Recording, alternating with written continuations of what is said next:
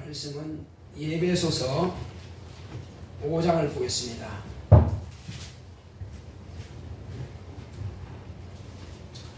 예배소서 5장 1절로 14절의 말씀입니다.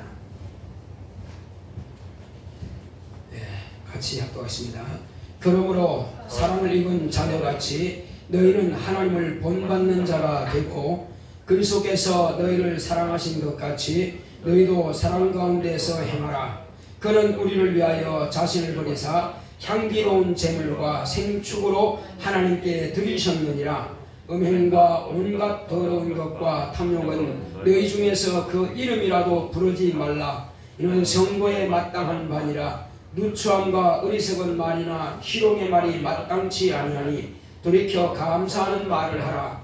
너희도 이것을 정령이 알거니와 음행하는 자나 더러운 자나 탐하는 자 곧 우상숭배 자는 다 그리스도와 하나님 나라에서 기업을 얻지 못하리니 누구든지 헛된 말로 너희를 속이지 못하게 하라. 이를 인하여 하나님의 진노가 불순종의 아들들에게 임하나니 그러므로 저희와 함께 참여하는 자 되지 말라. 너희가 전에는 어둠이더니 이제는 주 안에서 빛이라. 빛의 자녀들처럼 행하라. 빛의 열매는 모든 착함과 의로움과 진실함에 있느니라. 주께 기쁘시게 할 것이 무엇인가 시험하여 보라. 너희는 열매 없는 어둠의 일에 참여하지 말고 도리어 책망하라. 저희의 은밀히 행하는 것들은 말하기도 부끄러움이라. 그러나 책망을 받는 모든 것이 빛으로 나타나니 나타나지는 것마다 빛이니라. 그러므로 이르시기를 잠자는 자여 깨어서 죽은 자들 가운데서 일어나라. 그리스도께서 내게 비추시리라 하셨느니라. 아멘. 자, 오늘 하나님의 말씀의 요약을 보겠습니다. 하나님의 말씀의 요약은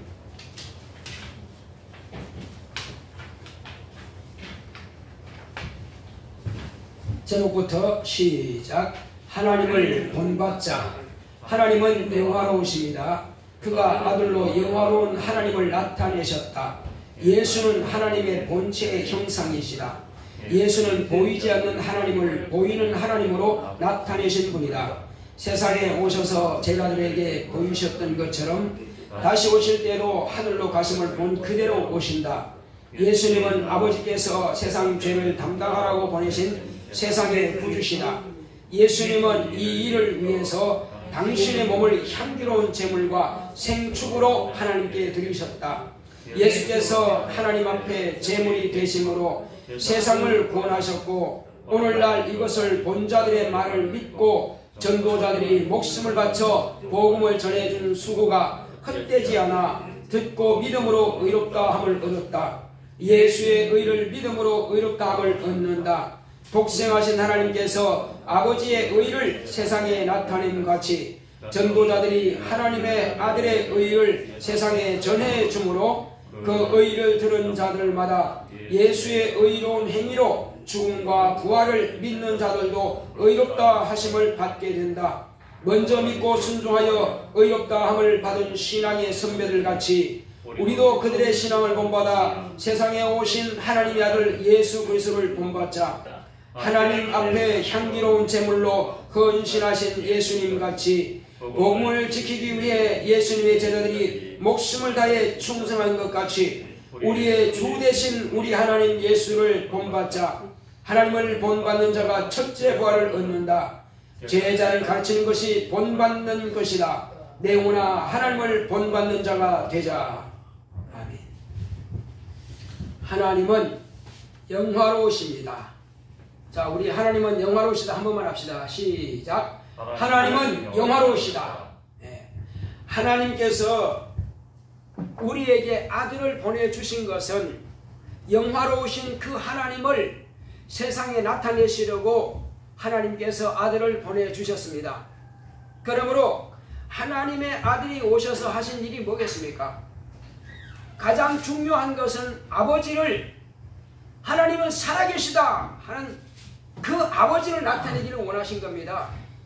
그러니까 예수님께 영광을 돌리는 것은 아버지께서 영광을 받으시는 것입니다. 왜냐하면 이 일을 위해서 오셨기 때문에 하나님의 아들 예수님이 아니고서는 아무도 아버지를 알 수가 없어요. 아버지를 본 자도 없고 아버지를 들은 자도 없습니다. 예수님께서 오시기 전까지는 수천 년 아니 수만 년 동안 예수님께서 오시기 전까지는 아무도 아버지를 본 자도 없고 들은 자도 없고 배운 자도 없습니다. 과거에 이스라엘 백성들은 여호와의 사자를 통해서 여호와란 이름으로 그들은 하나님을 만났을지라도 그 역시 하나님 아버지를 만나본 적이 없습니다. 그래서 하나님 아버지를 알 수가 없어요. 그래서 하나님 아버지를 만나고 그분 안에 계셨던 아들만이 아버지를 나타낼 수가 있는 것입니다. 그래서 예수께서 이 땅에 오셔서 아버지의 영광을 나타내기를 원하신 겁니다. 아버지를 영화롭게 해드리기를 원하신 겁니다. 그러려면은 예수를 만난 사람이, 예수님을 보는 사람이 예수님은 아버지의 모습 그대로 오셨다는 것을 알아야 되고 믿어야만 될 것입니다. 빌립이 예수님께서 너희들이 하나님을 보았고 너희들은 아버지를 알았다 하니까, 아니 우리가 어떻게 아버지를 보았다는 겁니까? 그러면 우리에게 아버지를 보여주시면 내가 족하겠나이다 라고 이렇게 빌립이 말합니다. 근데 예수님께서는 빌립아, 네가 이렇게 오랫동안 나와 함께 있으되 내가 어찌하여 나더러 아버지를 보이려 하느냐? 나와 아버지는 하나이니라 이렇게 말씀하신 겁니다. 그러니까 아버지와 아들을 따로 분리해서는 하나님을 알 수가 없는 것입니다. 아버지는 눈에 보이지 않습니다. 어떤 사람은 천국에 가면 아버지를 볼 수 있을까요? 예를 들면은 아버지는 좌편에 계시고 또 아들은 우편에 계시고 우편 보자라 그러니까 좌편 보좌에는 아버지가 계시겠네? 여러분 그럴까요? 그렇지 않습니다. 좌편이라고 하는 것은 가장 존경하시는 분의 자리입니다. 그래서 우편이라고 하는 것은 그 다음을 말하는 거예요. 그래서 자리는 따로 없다 할지라도 가장 높은 곳에서는 아들을 사랑하시는 그 아버지가 계시는 것이요. 그 아버지는 하늘 보좌에 계시는 분이 아닙니다. 하늘보다도 더 크신 분이에요. 누구도 그분을 만날 수는 없습니다. 오직 아들과 성령만이 아버지 안에서 나오신 분입니다. 그래서 아버지를 아시는 분, 아버지를 만나시는 분, 아버지께로부터 들으시는 분, 이분은 아들 예수 그리스도만이 알 수 있습니다. 그래서 천사들도 아무도 아버지를 볼 수 없고 인간도 아무도 아버지를 볼 수 없습니다. 그러므로 하나님을 뵙는 비결은 딱 한 가지밖에 없습니다. 이스라엘이 만난 하나님은 하나님의 사자가 나타나시는 천사를 통해서 하나님을 현현에 보여주셨고, 오늘날 신약 시대에 이 시대의 사람들은 아들이 직접 오셔서 당신을 보여주신 것입니다. 또 어떤 사람은 이렇게 말합니다. 자, 하나님은 살아계십니다. 이 땅에 오셨다가 하늘로 가셨습니다. 그러니 하나님 믿으시고 구원받으시기 바랍니다 하면 뭐라 합니까? 하나님은 내가 보여주면 내가 믿겠습니다 그럽니다. 그러면 제가 이렇게 말씀드리죠. 당신이 고조 할아버지 이전에 할아버지를 보았습니까? 못 봤죠. 그럼 못 본데 당신은 믿습니까? 아, 믿죠. 어떻게 믿어요? 내가 있으니까 그렇게 믿지 않나요? 그래, 그것은 믿으면서 어째서 살아계신 하나님을 믿지 못하겠다느냐? 예수님께서 한 번 보여주셨으면 됐지 또 와서 또 죽으란 말이냐? 말도 안 되는 소리다. 그렇습니다. 예수님은 한 번 오셔서 죽음으로써 끝난 것이 또 와서 또 죽진 않습니다. 매번 몇 번 죽진 않습니다. 딱 한 번이에요. 그것도 33년 동안 예수님은 사람들한테 보여주셨고, 특히 3년 반 공생의 기간 동안에 제자들을 부르셨고 수만 명이 예수님을 보았습니다. 근데 막상 예수님을 보았다고 하는 증거가 나타난 때는 언제였어요? 예수님께서 하늘로 올라가시고 승천하시고 나서 열흘 만에 성령이 오심을 통해서 비로소 예수님이 하나님의 아들이고 예수님이 구주라고 하는 것을 사모하여 기도했던 사람들이 120명입니다. 갈릴리 사람 500명이 보았다 할지라도 그들은 다 돌아갔어요. 다만 120명만이 예수님의 말씀을 믿고 의지한 것입니다. 예수님의 말씀은 하나님의 말씀이요, 예수님의 말씀은 하나님의 아들의 말씀이요, 예수님의 말씀은 나를 구원하시는 구주의 말씀이요, 구약 성경에 기록된 그 메시아가 바로 예수 그리스도라고 하는 것을 그들은 의지하고 믿었기 때문에 그들이 여러 동안 간구해서 기도함으로 주님께서 내가 너희들에게 보낼 보혜사 곧 진리의 성령께서 오시리라. 그러므로 이런 그들이 성령께서 너희들에게 임하시기까지 오시기까지 너희들은 예루살렘을 떠나지 말라 하신 그 말씀을 따라서 그들은 간구에 기도할 때 열흘 만에 과연 성령께서 임하신 겁니다. 그러므로 그들이 성령이 임하시자 비로소 그분이 말씀이 맞다. 그분의 약속대로 하시는구나. 그분이 과연 구약의 36권에 기록된 그 메시아가 바로 그분이라고 하는 것을 그들이 이제 성령 받은 후에야 알게 되는 것입니다.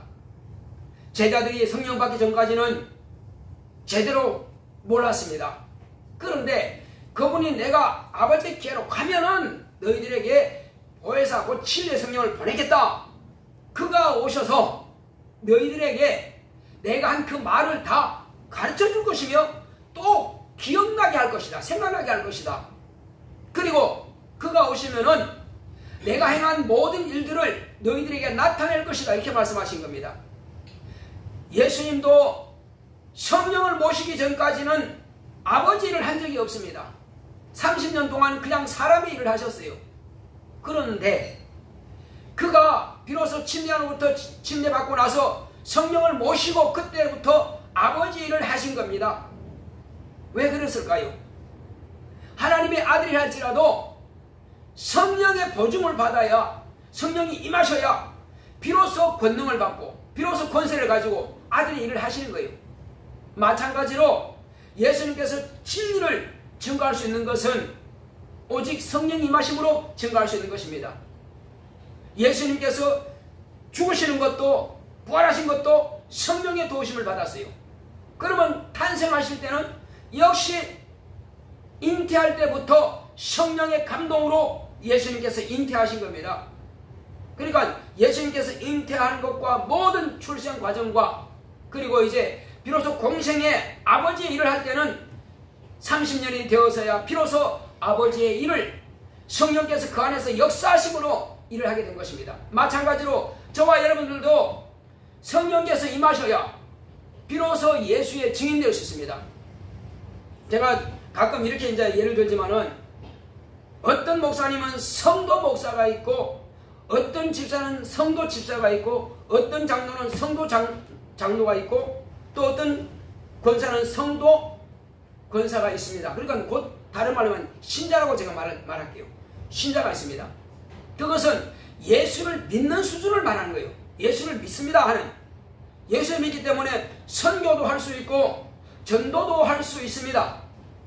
전파할 수 있습니다. 그런데 증인의 자격은 없습니다. 왜? 예수님께서 나는 사람의 증거를 받지 않는다고 말씀하셨기 때문에 증거 못하는 거예요. 왜 그러냐 말이에요. 왜 목사인데 그러면 증거 못하느냐. 그래서 대표기도 하신 분들도 목사님께서 선포하시겠습니다. 그 말도 맞습니다. 목사님께서 말씀을 가르치겠습니다. 그 말도 맞아요. 자, 그러나 목사가 과연 성령 받아서 하나님을 경험한 그 하나님을 증거한다면은 이런 증인이 자격이 있는 것입니다. 그럼 목사만 그렇습니까? 아닙니다. 성도와 집사와 장로와 권사와 모든 사람은 다 성령을 모시고 하나님을 내 영혼에 성령으로 모셔드리고 내가 주의 명령을 따라서 침례받아서 예수 안에 들어가 있는 그 사람은 하나님과 함께하는, 예수님께서 성령으로 임마누엘하사 여자의 몸에서 나신 것처럼 우리 또한 성령께서 내 안에서 예수와 함께할 때에 비로소 예수를 증거할 수 있는 증인이 될 수가 있는 것입니다. 내가 예수를 만나지 못하고 내가 예수를 체험하지 못하고 내 안에 예수께서 살아 역사하시는 것을 보혜사 곧 진리의 성령으로 증거받지 않은 상태에서는 내가 말하는 그 자체가 증거가 될 수 없단 말이에요. 그러므로 내 안에서 역사하시는 그 성령의 감동하심을 받아서 더 기도하고 더 사모하고 능력과 신유와 권세를 사모한다면 그에게 충만하게 주실 것이고, 더군다나 복음을 비밀을 담대하게 증거할 때에 주님께서 그를 쓰시고자 하신다면 능히 병 고치는 은사가 있게 하실 것이고 능히 귀신을 쫓아내시는 권세가 있게 하실 것입니다. 이것은 오직 증인들만이 할 수 있습니다. 남들이 하니까 따라한다고요? 되지 않습니다. 성령 충만해서 성령으로 감동하신 걸, 성령의 역사하심을 따라서 할 때에 성령이 임하시면 누가 옵니까? 천사가 오죠. 천사의 수종 들기 위해서 천사가 온다면은, 비로소 내 안에 성령께서 계신다면은 권능들이 나를 도울 것입니다. 그러므로 천사가 내게 왔다고 하는 것은 성령께서 내게 임하심으로 천사가 나를 돕게 됩니다. 물론 구약 성경에도 천사들의 도움을 받은 사람들이 있습니다. 엘리야도 모세도 다 천사의 도움을 받았습니다. 그들은 권능은 있지만 권세는 없습니다. 저와 여러분, 그리고 이스라엘의 여러 선지자들과 능력 있는 주의 종들은 차이가 뭐냐? 우리는 하나님의 자녀가 되었기 때문에 예수 이름을 가진, 아버지와 아들과 성령의 이름을 가진 하나님의 자녀들의 권세가 있는 자입니다. 그러나 그들은 그런 자녀의 권세를 받을 수가 없습니다. 그러면 왜 받지 못하죠, 목사님? 그 전에 사람들은 왜 안 될까요? 그런데 우리보다 더 기도할 수 있는데. 예, 권능은 있을 수 있습니다. 그렇지만 자녀의 권세는 받은 적이 없어요. 왜 그러냐 하는 것입니다. 자기 안에 아직 죄의 문제가 해결되지 않았기 때문에 그런 것입니다. 짐승의 피를 가지고는 인간의 육체로 지은 죄만 사함받을 수 있습니다. 그러나 우리 영의 죄는 누구도, 또 어떤 짐승도 대신 죽는다 할지라도 영의 죄는 사함받을 길이 없어요.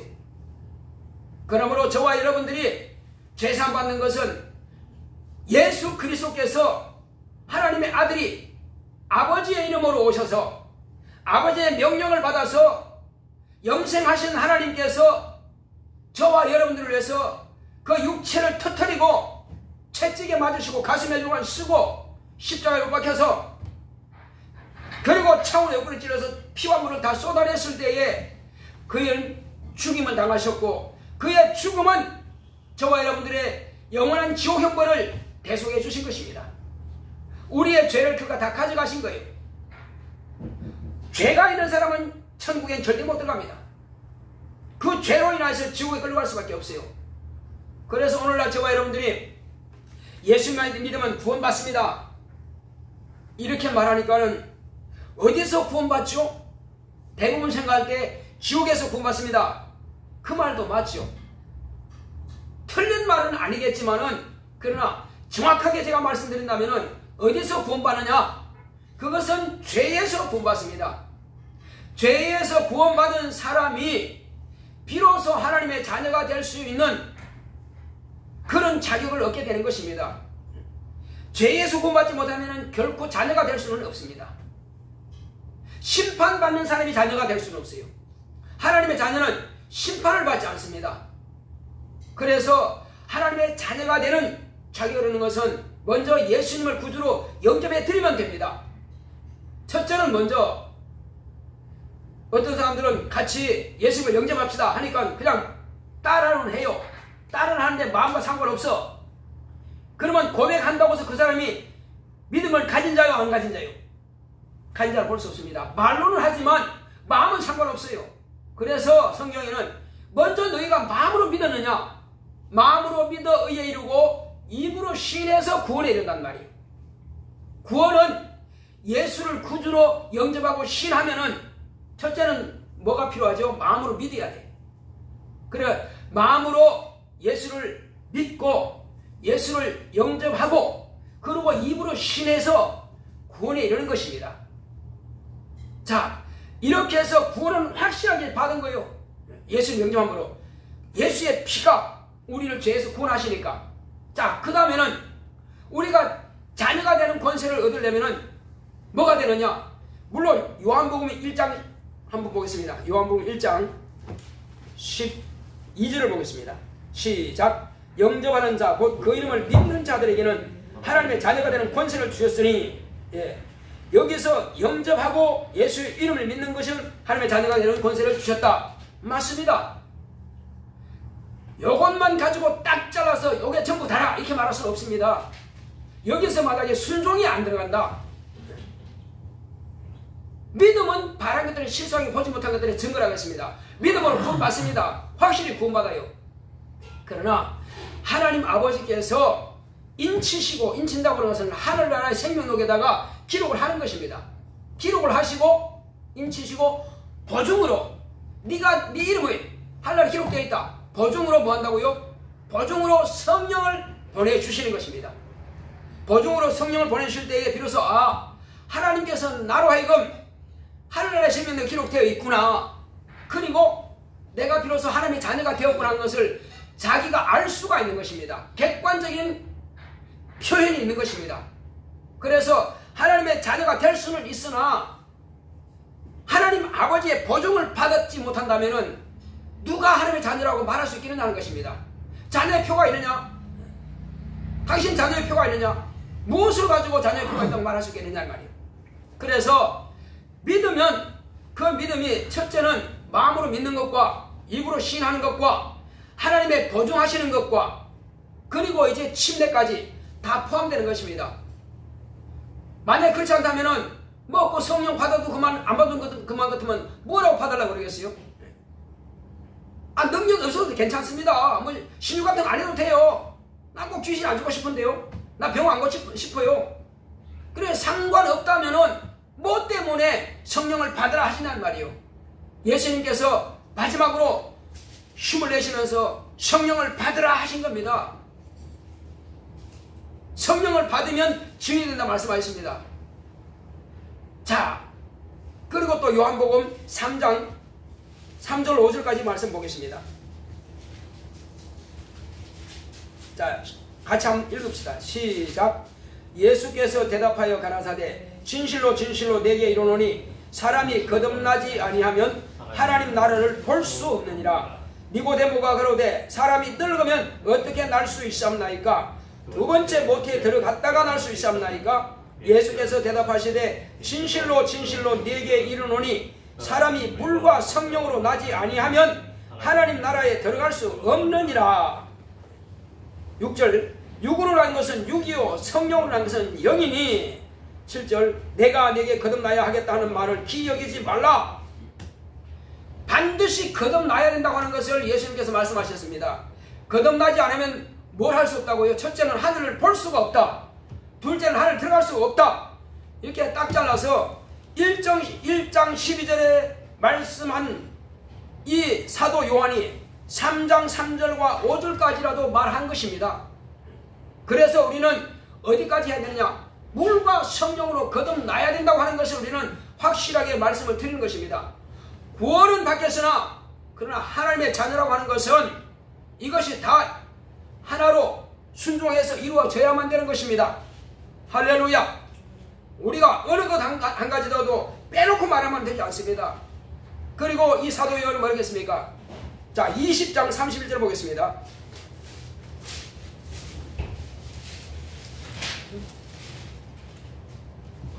자, 20장 30절 31절 시작. 예수께서 제자들 앞에서 이 책에 기록되지 아니한 다른 표적도 많이 행하셨으나 오직 이것을 기록하면 너희로 예수께서 하나님의 아들 그리스도이심을 믿게 하려 함이요 또 너희로 믿고 그 이름을 힘입어 생명을 얻게 하려 함이니라. 솔직히 말하면 지금 요 사도 요한이 이걸 기록한 것은요, 지금 예수님의 12제자 가운데서 사도 요한만큼 더 확실하게 예수를 말할 수 있는 사람이 별로 없습니다. 베드로도 물론 예수를 잘 알지만은 사도 요한은 그의 모친을 모시고 있으면서 그 이전에 잉태할 때부터 자세한 것들을 모친으로부터 또 들었습니다. 그러므로 예수님은 이를 100세까지 살면서 이후에 계시록까지 쓸 수 있도록 이런 모든 조치를 주님께서 사도 요한에게 맡긴 겁니다. 내 어머니라 네가 모시라는 것은 그냥 짐 지우는 게 아니에요.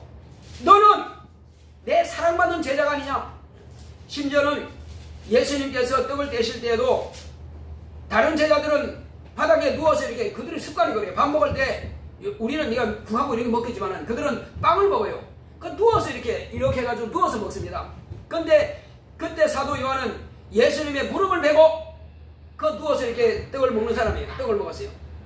자, 그만큼 친밀한 관계, 예수님과 가장 친밀한 관계, 같은 제자를 할지라도 가장 친밀하고 사랑받는 관계. 그래서 사도 요한이 주께서 사랑하는 그 제자라고 자기는 그렇게 표현하고 있어요. 근데 그가 나다 이렇게 말한 것은 아니지만 이 요한복음에 보면은 주께서 사랑하는 그 제자 이렇게 말하고 있습니다. 그러니까 자기를 말하는 거예요. 그만큼 주님께서 특별하게 이 제자를 사랑한다는 것을 표현하고 있습니다. 그 제자가 자기가 쓴 이 성경만 가지고도 구원받는 데 지장이 없다는 거예요. 그 이름을 힘입어서 생명을 얻게 하립니다. 이것만 가지고도 수많은 책을 다 써야 되겠지만은 예수님께서 하신 것들을 다 기록한다면은 이 세상에도 두기에 감당치 못한다고 했습니다. 얼마나 간증하는 것들이 많기 때문에 아마 저와 여러분들이 예수 만난 것을 간증하고 책을 쓴다 할지라도 또 많을 거요. 어떤 사람들은 이렇게 대화해보면요, 내가 고생한 걸 생각하면은 아이고 책을 우리 방에 다 쌓아놓지 못할 거요. 자기가 고생한 이야기를 책으로 쓴다면 그렇습니다. 사람의 각자의 그런 인생 스토리가 있는 것입니다. 그런데 예수 믿는 사람은 예수 믿고 이와 같은 간증이 많습니다. 그거 다 쓰지 못해요. 그러나 지금 여기서는 가장 간략하게 이것도 언제 쓰는 거냐, 이것도 예수님께서 죽으셨다가 부활하시고 하늘 가시고 난 이후에 40년이 지나고 나서 이거 기록한 겁니다. 이게 그냥 바로 기록한 건 책이 없어요. 마가복음이 최초로 기록한 책인데 그것도 40년 후에 기록된 겁니다. 그러니까 모든 신약 성경은 전부 다 40년 이후에 기록되어 있어요. 사도 요한도 그러니까 그거 기억나는 거 다 할 수는 없어요. 그래서 40년 지나고 나니까는 충격적인 사건들만 아마 기억나겠죠. 그래서 그걸 기록했으면 이것 21장 요한복음 21장 이것만 가지고도 구원받는 데 지장이 없다는 거예요. 이것만 가지고도. 그런데 자기는 이 내용은 다 알아야 된다. 다른 건 제대로 모르지만 할지라도 여기 내용 있는 것들은 내가 기록 안 해도 될 만한 게 아니다. 반드시 알아야 된다. 기록한 것은 알아야 된다. 이런 뜻이 있는 겁니다. 지금 몰라도 될 것 같으면 뭐하러 기록했겠어요. 그러나 우리는 알아야 된다. 그러나 저와 여러분들은 지금 이미 다 예수를 마음으로 믿었고 입으로 신했고 예수님을 영접해 드렸고 그리고 침례 받았고 또 성령을 모신 여러분 모두가 다 그렇습니다. 그 여러분들이 이미 다 확실하게 하나님의 자녀라고 하는 것을 아버지께서 인치시고 보증으로 성령을 보내주셔서 여러분들은 다 성령을 받은 하나님의 거룩한 자녀들입니다. 우리는 아무것도 두려워할 것들이 없어요. 그러나 아직도 성령 받지 못한 분들이 있으면은 여러분들은 자세하게 가르쳐서 그들로 하나님 아버지로부터 진짜 너는 내 자녀라고 인치시고 보증을 받을 수 있도록 여러분들이 말씀을 전해주시길 부탁드리겠습니다. 자, 이제 다음 주는 추수감사주일입니다. 본래 이번 주에 추수감사주일을 원래 해야 되는데 보편적으로 이제 한국교회는 그렇게 합니다. 17일 하는 겁니다. 그런데 우리 교회는 이번 주 보니까는 정감이 한 명도 없습니다. 그래서 하나님께 너무 죄송스럽게 또 마음이 거느끼고 해서 그래 어쨌든 한 주만 더 이제 확실하게 이제 광고드립니다. 한 주만 더 해서 내 친구 단 한 명이라도 내 가족 가운데 단 한 명이라도 다음 주에는 함께 다 오시면 정말로 감사하고 감사하겠습니다. 그렇게 해서 내가 온전한 알곡이 된 것처럼 또 다른 사람도 이와 같이 알곡이 될 수 있도록 우리 교회는요, 물론 여러분들이 다른 데서도 이렇게 말씀을 들어보셨겠지만은 영감 있는 말씀이에요. 정말 영적인 말씀이 많습니다. 물론 비유를 하다 보니까 어떤 부분에 대해서는 세상적인 부분도 있겠지만 그러나 저는 거의가 비유를 들어도 성경을 가지고 비유를 하려고 그러지 세상 것 가지고 많이 비유하려고 하지는 않습니다.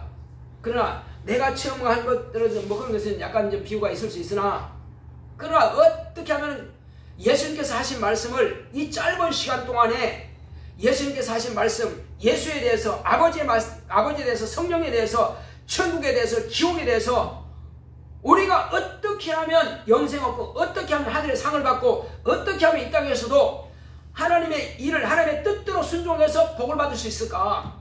그것을 제가 여러분들에게 말씀을 드리고 싶은 것입니다. 그래서 우리가 지금 모르는 사람들을 지금 전도하기는 없어요. 그러나 가족들 가운데서도 혹이 신앙생활 하다가도 하지 못하는 영혼들이 있다면 그분들한테 적극적으로 권해가지고 우리가 교회에 함께 가서 은혜 받을 수 있도록, 다시 영혼을 흔들어서 깨울 수 있도록, 주님을 떠나버린 그 죽어버린 영혼들을 다시 깨워서 하나님의 거룩한 자녀로, 그들도 우리와 같이 이와 같이 하나님의 거룩한 자녀가 될 수 있도록 한다면은 얼마나 귀하게 되세요. 자, 그래서 지금 우리가 나오지 못하고 우리 교회 원래 같이 신앙생활 하는 분들이 여러 있으면은 어떻게든지 주중이라도 한번 만나서 권해서 같이 나와서 함께 영적 생활을 다시 시작할 수 있도록, 우리가 권하지 않다면 그들은 어떻게 되겠어요? 그래서 우리가 깨어있는 우리가 가서 말하고 가르쳐 줘야 될 것입니다. 자, 그리고 어쨌든 언니가 동생들을 이렇게 데려오면서 너무너무 감사해요. 물론 다른 교회에서도 신앙생활 잘할 수 있지만은 우리 교회에서는 이왕이면 더 영적으로 충만할 수 있도록 위해서 가르치고 하는 것이 제 소원이고, 또 우리 교회 모든 집사님들과 그리고 모든 선생님들의 그런 소원입니다. 할 수만 있으면 더 영적인 말씀을 가르쳐 주어서 영원히 성령으로 충만하고, 말씀을 받되 세상 이야기가 아니고 세상에서 잘 되는 방법이 아니라 어떻게 하든지 간에 영원히 잘 되는 방법을 가르치고자 하는 것입니다. 그래서 우리는 이제 남은 이 한 주간 동안은 힘을 다해서 가족들을 권해서 함께 올 수 있도록, 다음 주에, 자, 제가 이제 이 김포에 발령 나가지고 김포에서 목회하다가 저 의정부로 가서 목회할 때에 그때 이제 막 시작했어요. 시작했는데 어떤 일이 있는지 아세요? 시작했는데 지하에 쬐끔해, 그게 아마 13평이나 될까? 아니 13평 아니야, 7평도 꽤 안 될 겁니다. 아주 작아. 그냥 기도처로 그냥 하는데 거기 이제 발령이 났어요. 그래서 냄새는 막 희한하게 나고 지하니까 그들은 거기 시작하기 위해서 엄청나게 그냥 닦았대. 그냥 열불나게 닦았는데, 그렇게 해서 이제 시작하긴 했는데 갔더니 냄새가 퀴퀴해. 사람들이 전도해서 오기는 왔는데 다음 주는 안 나온다는 거예요. 물론 다 정착하는 건 알지만 냄새가 나서. 그래서 그 사람들은 그렇게 자기들이 애착이 있죠. 너무 좋으니까. 없다가 이제 기도처가 있으니까. 근데 하나님께서 이제 저를 그쪽으로 발령이 된 겁니다. 그런데 제가 그날 그랬어요. 여기서는 아무리 전도한다 할지라도 왔다가 그냥 갈 수밖에 없습니다. 내가 봐도 냄새가 팍팍 나는데 요즘 누가 지하에서 이렇게 냄새 나는 곳이 있겠느냐. 자기 집은 정말 뭐 배월처럼 그리 멋진데 안 들어온다. 그래서 우리는 빨리 여기서 탈출을 해야 된다. 근데 마침 그 다음 주 어떤 일이 있냐면, 그 다음 주에 이제 감독님하고 인도네시아로 이제 선교를 가게 돼 있어요. 한 주간 동안. 자, 그때 내가 비운 동안에 당신들은 한번 해보라. 어떻게 하느냐. 서울에 있던 부산에 있던 가족들 전부 다 전화해가지고 한 번만 오라고 부탁해라. 집에 한 번만 올라오라고. 그 한 번만 올 거니 일단 여기다가 가득 쳐버려라. 그리고 내가 오지 않기 때문에 반드시 교회 측에서는 어떤 총무 목사든지 아니면 훌륭한 목사님 모셔서 그때 아마 내 대신해서 사회를 볼 것이다. 그러면 꽉 채워가지고 앉을 자리가 없다 한다면은 아마 그가 감독님 오시게 되면 말씀드릴 겁니다. 도무지 그건 앉을 자리가 없던데요. 그럼 어떡하겠어요? 그러면 어디로 할 거 아니에요. 전략이 그거예요. 그 다음 주 나오든 말든 솔직히 상관없고요. 이번 주는 무조건 가득 채워야 된다. 그러면 하나님께서 역사하실 것이다. 했는데 저는 이제 없죠. 근데 성도들이 이제 어떤 말이냐면은 아이 목사님, 우리가 얼마나 애써서 여기 막 하고 했는데 여기를 떠난다고요? 버린다고요? 아깝잖아요. 그게 낫겠어요? 아니면 큰 예배당을 주시는 게 낫겠어요? 어느 게 낫겠어요? 그 이야기한 겁니다. 아니 여기 마르고 다도로에서 전도 한 명 못하고 그렇게 계속 여기 앉아서 우리끼리만 예배 드리겠습니까? 아니면 큰 예배당 하나님께서 주셔가지고 거기서 더 크게 부흥해서 하나님의 은혜를 어느 게 낫겠습니까? 더 시선도 좋은 게 하니까 목사님 그 말이 맞네요 하더라고. 한번 해봅시다 하니까 아멘 하더라고요. 그리고 이제 저는 갔어요. 이제 감독님 모시고 이제 여러 목사님들과 같이 갔습니다. 갔는데 이제 거기서 보고를 받은 겁니다. 전화가 왔더라고요. 그래서 어떻게 됐습니까? 했더니 진짜 목사님 말씀대로 했더니 가득 찼어요. 그때 뭐 박모 목사님이 이제 와서 이제 있는데 그때 제가 있을 때는 어린애까지 다 톨톨 다 털어도 전체가 다 참석해도 23명밖에 안 되고 그 다음에 다 안 나오고 이제 그럴 때는 보통 한 17 정도? 17명에서 15명밖에 안 나왔어요. 그런데 그때 보고받기를 아마 60몇 명이가 왔다는 거예요. 진짜 이적이죠. 그러니까 그것도 이제 완전히 그 교회를 분리시키고 온 겁니다. 어디서 분리시키냐면은 노원교회에서 분리돼가지고 의정부 교회로 따로 분리된 바로 그날이에요. 그날 분리되는 왔을 때 이제 제가 이렇게 말씀드린 거예요. 이제는 이렇게 했다. 이렇다. 그런데 이제는 여기가 우리 교회다. 그런데 여기서 빨리 탈출하지 않으면 안 된다. 이번 기회밖에 없다. 내가 있을 때 같으면 안 되겠지만 내가 없고 다른 목사님 와서 눈으로 봐서 아 이렇게 부흥했으니 도무지 안 되겠다. 그래서 해봅시다 해서 그렇게 된 거예요. 어쨌든 여기저기 뭐 가족들 뭐 전부 다 불러 모아가지고 그냥 전에 나갔던 성도들 뭐 전부 다 불러 모아가지고 가득 쳐버린 거예요. 그러니까 이제 그 다음 주에 와서 이제 감독님이 오셨고 저도 왔고 이제 다 와가지고 이제 그 목회 사무실에서 이제 대화를 나누는데 그 이제 그 노원교회 목사님도 또 저도 그리고 그때 예배를 인도한 목사님도 셋이 만난 거예요. 그 이제 물어본 거예요. 어이 박 목사 혹시 몇 명 나왔지 그때? 내가 물어보니까는 그 노원교회 목사님 옆에 있으시니까 이만저만 나왔다 그러니까 거짓말. 아니 거기서 떼간 성도가 몇 명밖에 안 되는데 어떻게 그렇게 할 수가 있냐고. 그 인원이 될 수 있냐고. 여기 간 성도가 뻔한데 그 목사님은 우리의 전략을 모르는 거예요. 어떻게 알겠어요? 그들은 모르지. 여기서 나간 사람은 그거밖에 안 되는데 어떻게 그렇게 될 수 있냐는 거예요. 하나님께서 하셨다. 그러니까 그 목사 박 목사님은 나는 모르겠어요. 나는 다만 내가 숫자 센 거 보고하기 위해서 숫자 셌으니까 보고하기 센데 60몇 명 되더라. 그렇게 보고한 거예요. 그러니까 거짓말 하는 것이 아니라 자기가 직접 숫자를 세가지고 보고했으니까. 그러니까 나는 모릅니다. 나는 목사님과 함께 인도에 가 있고 감독님 같이 해주는데 나는 내가 어떻게 알겠습니까? 다만 예배를 인도하시는 목사님이 알겠죠.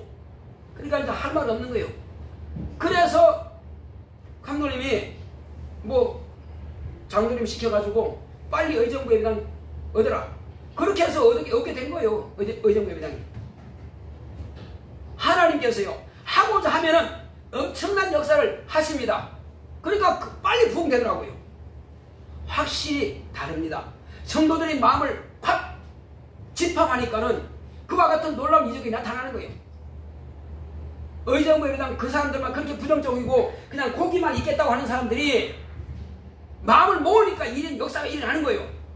자 그러면 우리 성진교회는 어떻게 할까요? 그냥 요대로만 그냥 예배 드릴까요? 아니면 이번 주에 한번 해볼까요? 한번 해볼까요? 그게 한번 해볼까요? 네. 우리 박수 한번 합시다. 자, 마음의 결단이 중요한 겁니다. 학생들은 그 친구들한테 이번 주 한 번만 가자. 다음 주는 몰라. 이번 주 한 번만 가자. 떡도 있고 맛있는 거 있다. 같이 먹고 한번 해보자. 할렐루야. 그렇게 해서 친구들도 또 우리 집사님도 안신사님도 또 자녀들도 한번 가보자. 다른 교회 나가면 괜찮다. 이번 주 한 번만 가자. 목사님께서 꼭 데려오라 그랬다. 목사님께서 꼭 데려오라 했다. 그렇게 해서 한번 해봅시다. 그러면 다른 교회 나간 사람들도 다른 교회 나가되 그러나 이번 주만큼은 우리 교회 잔치니까 이 잔치를 한번 화려하게 해서 하나님을 기쁘시게 한번 해보자는 것입니다. 왜냐하면 그렇게 해야 우리가 나도 할 수 있다. 우리 교회도 할 수 있다 하는 것입니다. 한번 따라합시다. 나도 할 수 있다. 나도 할 수 있다. 우리 교회도 할 수 있다. 우리는 할 수 있다. 다시 한번. 나도 할 수 있다. 나도 할 수 있다. 우리 교회도 할 수 있다. 우리는 할 수 있다. 그렇습니다. 그렇게 해서 한번 해보는 거예요.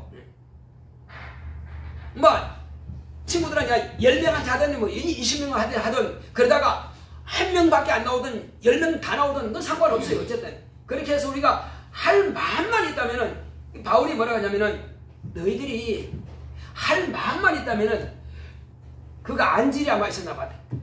너희들이 눈이라도 빼서 내게 줄 것이다. 이렇게 말하는 거 보면은 그렇게 간절한 마음으로 바울이 그 교회에다가 설득하고 이렇게 가르치는 걸 볼 수 있어요. 어쨌든 그러나 우리는 할 마음만 있으면 하나님께서 우리에게 영혼을 보내주실 것입니다. 할렐루야. 아멘. 그래서 저 사람은 안 되는 게 아니고 내가 말을 안 했을 뿐이요. 또 내가 사람을 두려워하고 저 사람 내가 예수 이야기하면 또 뭐라 그럴까?